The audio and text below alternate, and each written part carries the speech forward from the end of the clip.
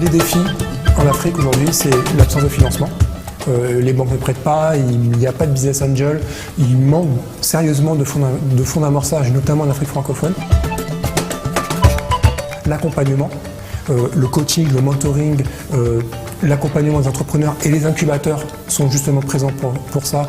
Le CETIC, le CIPMEN qui était présent, il y avait le réseau AFEM, il y a aussi l'incubateur virtuel concret qui est monté par la diaspora sénégalaise pour le développement économique du Sénégal.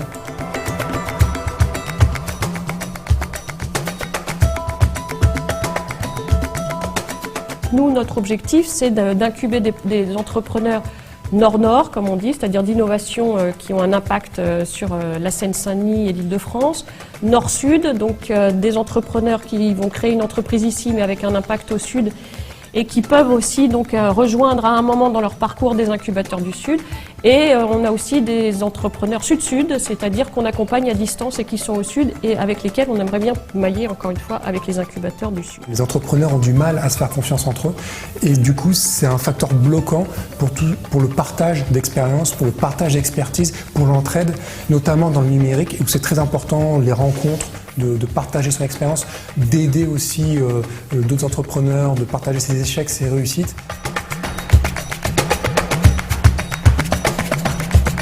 Nous sommes rendus compte, je pense que c'était plus une confirmation que le financement restait un des maillons faibles de la chaîne de l'entrepreneuriat. Nous avons quand même pu en quelques années soulever des fonds d'amorçage qui ont permis à quelques entreprises de se lancer. Mais une fois que ces entreprises veulent se développer, il n'existe pas réellement d'outils financiers qui puissent accompagner ces entrepreneurs-là.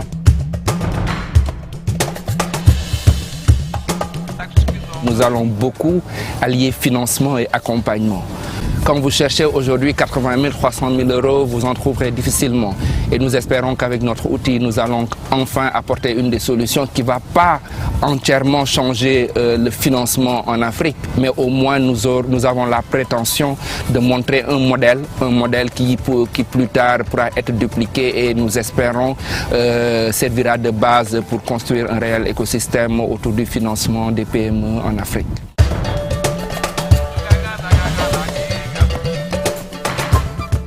Il faut être dans un esprit d'ouverture, c'est-à-dire que dans le montage institutionnel de l'incubateur, il faut associer le maximum de parties prenantes pour que ce soit représentatif véritablement du secteur économique. Il faut un secteur public, il faut un secteur privé, il faut également des universités, notamment comme Vivier, il faut également la société civile. Naturellement, on va trouver l'adhésion de tous ces acteurs-là parce qu'ils sont actionnaires de cet incubateur. Donc cet esprit d'ouverture doit primer. Deuxièmement, il faut songer à un modèle qui soit viable financièrement à terme. En termes d'activité, aujourd'hui, nous accompagnons 11 entrepreneurs. La demande est très forte. Nous sommes déjà saturés. L'incubateur est plein. Et au bout de 8 mois d'activité, nous arrivons à générer déjà quelques revenus pour couvrir autour de 20% de nos charges. C'est un premier pas. Nous ne pouvons pas tout de suite capitaliser là-dessus. Au bout de 3 ans, 2 ans, 3 ans, nous pourrons donner des chiffres beaucoup plus cohérents, mais c'est en tout cas des tendances qui nous montrent que le modèle est sur la bonne voie.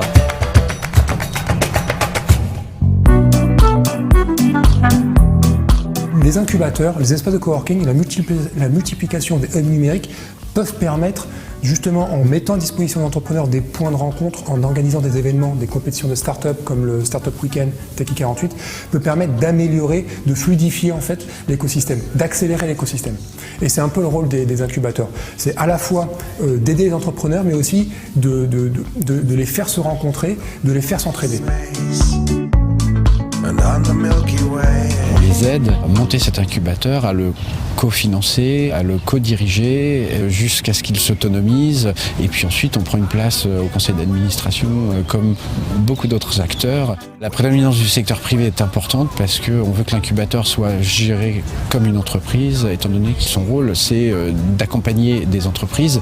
Et donc, il est lui-même en condition de trouver son modèle économique et de pouvoir faire son travail d'accompagnement et d'avoir la confiance des entreprises qui l'accompagnent. Ça, c'est très important.